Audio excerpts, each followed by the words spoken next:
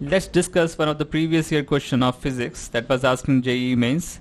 So in this question it is saying that a symmetric thin biconvex lens is cut into 4 equal parts by two planes AB and CD as shown in the figure.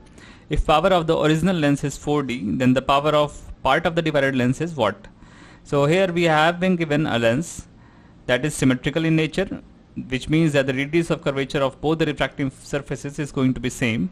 Let us denoted by R1 and R2. Now it is saying that if we cut it via planes CD and AB and take one of the 4 pieces, then what is going to be the power of the one of those pieces if the initial power of this whole lens is going to be 4D. Now we will use lens maker's formula over here because radius of curvature is changing from initial to the final case. So we know that from lens maker's formula 1 by focal length is given as n-1, that is a refractive index minus 1, multiplied by 1 by R1, 1 by radius of curvature of the first surface, minus 1 by R2. So initially R1 is equals to R2 in magnitude, but we know that the radius of the center of curvature for this part of the lens is going to be on the right hand side of the plane CD. So its value is going to be positive, and the radius of curvature and the center of curvature for this part of the lens is going to be on the left hand side of the CD. So its value is going to be negative, and both of the value of R1 and R2 is equal, the magnitude of value of R1 and R2 is equal, so we can assume that R1 is equals to R, then R2 would be equal to minus of R.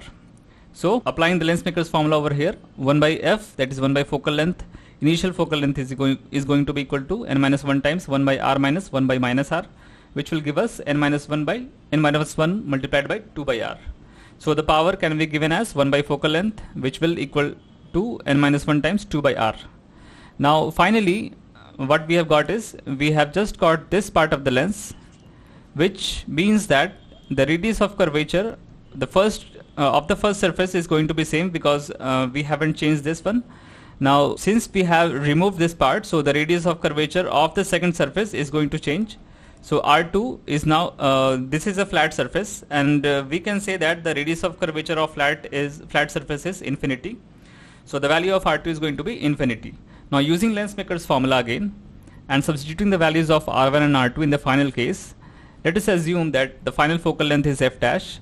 So 1 by f dash is going to be equal to n-1 times 1 by R1 minus 1 by R2. 1 by R, since R1 is same as the initial, so it is going to be same as R. Now the R2 has changed to a flat surface, so we can denote it by 1 by infinity. Now let's compare the focal length of initial versus the final case. Initially we had power that is given by 1 by focal length as 4D, and its expression was n-1 times 2 by R, and finally we have 1 by f dash, that is the new focal length, as n-1 times 1 by R. So this value is half of the initial value. So P, that is the P dash, that is the new power, is going to be the half of the initial power. So P dash is going to be equal to 4D by 2, that is 2D. Thank you.